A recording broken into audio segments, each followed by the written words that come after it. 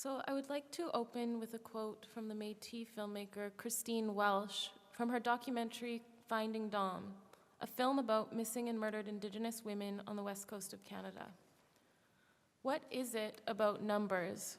What do they tell us? Do they help us understand? Unquote. In light of the current indeterminate status of the speculative feminist fourth wave, it would be helpful to turn to philosophical interpretations of the problems surrounding historical periodization. The philosophical interpretation of periodization will address the increasing need to pay attention to the specificity of localized problems facing feminist thought today. There is a plethora of feminist literature that contests the usefulness of historicizing the feminist movement through the structuring of the principle of the wave, most notably an editorial project initiated by Linda Alcoff called Breaking Feminist Waves that aims to reclaim feminist texts from being reduced to their wave determination and thus falsely considered outmoded by the teleological function of wave-based periodization. Periodization, a form of temporal domination that puts the multiform of times that together make up the complex reality of social life to its own uses, imposes synchronic pressure on the multiplicity of diverse social practices. In this way, the concept of the wave leaves out an analysis of multiple lived temporalities that assume different levels of power and different instances of particularity. These para-temporalities reflect what Ricoeur refers to as human time, that is, the multiplicity of human narrative as a condition of temporal experience. This paper aims to offer insight into the critique of feminist historiography through engaging with the literature of Indigenous feminism. Explicitly not a post-colonial theory, the literature largely comes from Canada, New Zealand, and the United States, all countries that are not empirically post-colonial. Indigenous feminism is itself always already ambivalent to historical construction. This can be attributed to the fact that both the women's movement and the use of historical concepts have always been for Indigenous people deeply implicated in colonization. Confronting and systematically refuting extreme forms of violence experienced by Indigenous women, Indigenous feminism makes an important contribution to philosophical questioning of periodization and historicism through the implicit analysis of how the construction of history not only fails to account for the multiform of Indigenous social practices, but systematically creates the conditions for ongoing violence in Indigenous communities. Temporal conceptual constructions are based on a fictional synthetic form of social discipline that organize and form collective memory through at once positively constructing the social world by the production of a social imaginary while disavowing life that cannot be held within its concept, something that can be owed to modernity itself, a form of periodization that is inextricably linked to the production of a totalizing historical time consciousness from the point of view of the universal. A period that has more to do with the construction of a temporal logic, the projection of the present of a permanent transition, or the privileging of the production of the new, than it does with an empirical epoch or an era. A dynamic that tends towards constructing and reconstructing intelligibility of empowered and the corresponding disavowal of disempowered social practices. Further, this is something that the empowered, who construct historical knowledge, even themselves recognize. As Nietzsche insists, quote, "A historical phenomenon purely and completely known and resolved into an object of knowledge is, for the person who has recognized it, dead. In it, the person perceives the delusion, the injustice, the blind suffering, and generally the entire temporal dark horizon of that phenomenon, and at the same time, in the process, he perceives his own historical power. This power has now become for him, as knower, powerless," unquote. Not only does temporal construction and structuring at once create the possibility for intelligibility, while furthering the unintelligibility of that which the concept necessarily leaves out, Nietzsche points to the paradox of historical knowledge. The knowledge claim is internally split between explication of power on the world and the complete failure to truly recognize historical life or life that has been lived. Temporal concepts are thus used as what we refer to as an operative fiction, or in Marxist terms, subsumptive categories that integrate and thus transform an instance of particularity based on selecting certain qualities and by way of doing so, silencing others. On one hand, a productive mode of abstraction or categorical subsumption, and on the other, a dynamic of violent elimination of the non-identity of the concept. The particular comes to be placed under the discipline of a universal concept that works to construct the intelligibility of the unity of certain moments of social life by projecting unity onto relationships that, although they may be connected, are necessarily lived differently. Thus, there are two dynamics at work in the construction of temporal categories.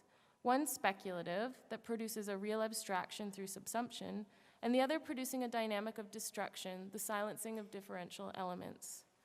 Wave-based determination is rooted in a teleological conception of history embedded in linear time measured by the calendar and the clock that impose synchronic pressure on feminist practice. This is not to say that wave-based determination achieves synchronicity. More precisely, synchronic temporalization is not totalizing, but through atemporally existing outside of the time of lived life imposes synchronic stress on social life.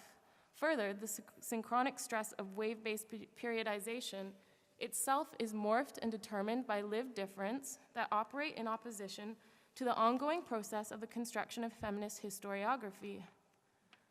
The dominating temporality changes over time due to the influence of the forms of difference in which it becomes implicated. Thus, it is not only the case that synchronic stress is partial, but its very determination is not a cause of itself. Rather, it is formed through its relationship with other temporalities. Each temporal reality of a particular history is, quote, punctuated with particular rhythms and can only be known on condition that we have defined the concept of the specificity of its historical temporality and its punctuations, unquote. Therefore, as claimed by Althusser, each time and history carries a specificity that is differential, based on differential relations between levels of forged relations. The mode and degree to which each differential temporality is independent is determined by the, quote, mode and degree of dependence of each level within the set of articulations as a whole, unquote, also from Althusser. Thus, temporal differences are historical and exist in the context of power relations that impose certain stresses on one another. In this way, institutionalization of any form of periodization on temporal order is always based on the political authority behind its capacity to regulate social, cultural, and economic life. Essentially, periodization regulates the way in which narratives are used and for what purposes, playing a deeply political role. From another perspective, deeply implicated in the construction and reconstruction of power relations, the formal constitution of temporal concepts also have a positive, meaningful political effects. There are many ways in which periodization has been helpful for political projects. Periodization belongs to lived reality and comes to regulate and even nurture how we might share time through social coordination. As Brown explains, quote, dating from frameworks allow us to map and follow traces of the past and to share and coordinate diverse narratives by producing common temporal references, unquote. Hence, the problem is not de facto temporalization, but with what the temporalization is doing. Is the temporalization facilitating social time sharing in detrimental ways? As Smith notes, feminist wave historiography fails to represent actual feminist practices based on privileging the dominant point of view. To further this example, while first wave feminism of the early 20th century was considered to be the period where feminists were busy acquiring women's suffrages rights, women in Switzerland were not given the vote until 1973. Aside from the fact that the construction of the wave metaphor disorients actual feminist practices, another significant problem with wave-based determination in feminist historiography is the way in which the successive waves performs a function of sequential negation, a temporalization of knowledge that implies only the newest forms of theory are adequate to deal with political challenges in the present. Sequential negation leads to the silencing of vast amounts of the archive of feminist thought due to the implicit attitude that certain positions are outmoded due to their position in the structuring of the wave metaphor. Further, the perpetuation of sequential negation means we are unable to grasp the fact that, paradoxically, these very theories that are the newest forms might be symptomatic of the very political problem of the present. The fact that the emerging fourth wave is profoundly unclear speaks to 2 points. The first is that because we imagine the historiography of feminist social movements to occur in a series of waves, we are placing conceptual determination onto the emergence of something that perhaps otherwise would not emerge. On this comes the second point, symptomatic of the postmodern condition itself, is the dispersion of political positions combined with an obsession over the new. In Chakrabarty's words, this produces an asymmetric ignorance, as seen in the discordance between Western and non-Western historical trajectories of knowledge production. Quote, they produce their work in relative ignorance of non-Western histories, and this does not seem to affect the quality of their work. This gesture, however, that we cannot return. We cannot afford an equality of symmetry of ignorance at this level without taking the risk to appear old-fashioned or outdated, unquote. In this dynamic, we then find that speaking from the position of the oppressed is tied up with implicit resistance to the anxious reproduction of the new. In this way, the historical period referred to as modernity plays an operative ideological role in the bifurcation of Western modern thought and indigenous primitive thought, placing the former within the present and the latter falsely within the past, or so-called pre-modern. Within the broad literature of indigenous feminism, the intellectual tradition of nonlinear time is further combined with the lived experience of a clear consciousness of the active role of violence of historicism has played. As Linda Alcoff, the author of Indigenous Methodology, explains, quote, what has come to count as history in contemporary society is a contentious issue for many indigenous communities because it is not only the story of domination, it is also the story which assumes that there was a point in time which was prehistoric.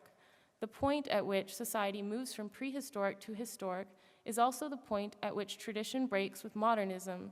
Traditional indigenous knowledge ceased in this view when it came into contact with modern societies, that is, the West, unquote. History, through its construction of modernity as a universal concept, marking linear progression, also functions to mark the historical end of so-called primitive societies or societies that are not modern, i.e. Western, pointing to the ideological conception necessary for the corresponding actual destruction and degradation of indigenous life and social practices. Hence, embedded in indigenous feminist practice is at once an intellectual tradition that is very different philosophical conception of time, combined with a lived or empirical understanding of the inadequacies and violence of historical periodization. Problematically, the nonlinear concepts of time implicit in indigenous feminist theory function to place indigenous feminism at the margins of feminist thought due to an inherent ambivalent process of identification with the periodization of mainstream feminism. However, ultimately, by implicitly resisting the construction of a master narrative, indigenous feminism forms an imminent critique of how feminist historiography is unable to account for a wide range of feminist practices. Largely due to the fact that feminist discourse has been rejected in indigenous communities as being a practice tied to the settler population that does not speak to the needs of indigenous communities, feminism is often seen as inauthentic or un-Aboriginal. Indigenous feminists have been stigmatized within their communities through threats of violence and other punitive tactics. As Green notes, quote, Aboriginal women who organized on apparently feminist issues rarely identified as feminist, unquote. Furthermore, many indigenous women who draw from feminist thought and understand themselves to be feminist often don't see gender as a primary concern. This perspective is in many cases attributed to the fact that Western gender relations transposed onto indigenous communities are themselves symptomatic of colonization. As Virna St. Denis notes, quote, I could not and would not prioritize gender equality over the political and economic marginalization of Aboriginal peoples, unquote. However, St. Denis goes on to explain, feminist theory has been a useful tool for her own political struggle, highlighting the structure of indigenous feminism well. Indigenous women tend to have an incredibly pragmatic relationship to feminist theory in that there's a tendency not to situate oneself directly in the historiography of feminism. rather to draw from feminism and put it to use without identifying with it and its historical structure. As Green explains, quote, Indigenous feminism is a body of work, a set of theoretical perspectives, a set of political positions that deploy feminism carefully, specifically, and differently, drawing on political, historical, and cultural contexts and their own particular ideologies to form their feminism. Thus, each has a particular take on the topic. Far from producing a unified vision, Indigenous feminism produces a highly temporally fragmented model of theoretical practice, and in doing so, makes clear the constructedness of a linear model of feminist social practice and its limits. Although Indigenous women do not share a single culture, Indigenous feminism is bound up with a complex dynamic of an intellectual tradition that understands time through cyclical and generational models tied to oral traditions and narrative. This is in contrast to the modern Western time of progression that, as in sequential negation, works to silence the past by privileging the new. In contrast, internal to the time of native social politics, we find the present, past, and future become co-present. This form of nonlinear time is at once cyclical and repetitive. As in the well-known Indigenous theory of social reproduction, 7-generation stewardess, every choice made in the present is intended to relate to the welfare and well-being of the 7th generation to come. 7 generations are understood not only to represent cyclical time, but also what Periodisation refers to as a compression of time where, quote, a single blow can damage all generations simultaneously, unquote. As in the medicine wheel or sacred hoop, while circle implies a balanced valuation of temporal difference, life qua life supplies the essence behind the impossibility of enclosure. Like a spiral, the sacred hoop is cyclical, but not closed due to the radical, indeterminate nature of life itself. The return to the past is not a simple repetition, but the movement of a contemporaneous present that holds within it both the past and future every moment of the cycle as it morphs into the future. Lee Maracle, the Coase-Salish theorist and novelist famous for her book on sociology and feminism from a Native perspective entitled I Am Woman, develops the significance of non-chronological time in Indigenous feminist thought through her concept of lineage memory. Lineage memory refers to collective memory of the past that is social and not a priori granted, and thus must be actively claimed. In this way, there is no given continuity between the past and the present. Rather, the past is blended in the present. When we structure the past and the present within the same unit of time, we elucidate memory as something that is always already present, eliminating any distance between the past and the present. Maracle's philosophy of time is strangely close to that of Walter Benjamin, where, quote, history is the object of a construction whose place is formed not in homogeneous and empty time, but in what which is fulfilled in the here and now, unquote. It is a shared sense of urgency and necessity that has led them both to retrieve a temporal framework that's excluded through political domination based on the observation that the past is not ever something that is merely given. Rather, we choose how we use the past to inform our future in the present through our use of the present.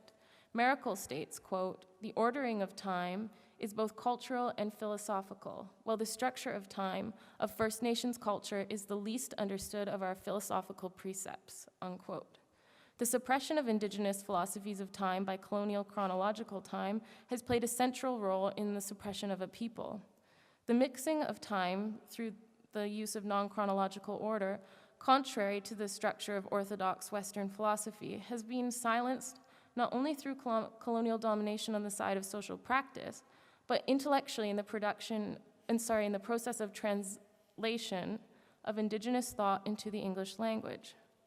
Not only do we find that language and method, oral to written, has been translated, but also the philosophical paradigm. As Maracle points out, quote, few stories in translation reflect this non-chronological lineage structuring of time.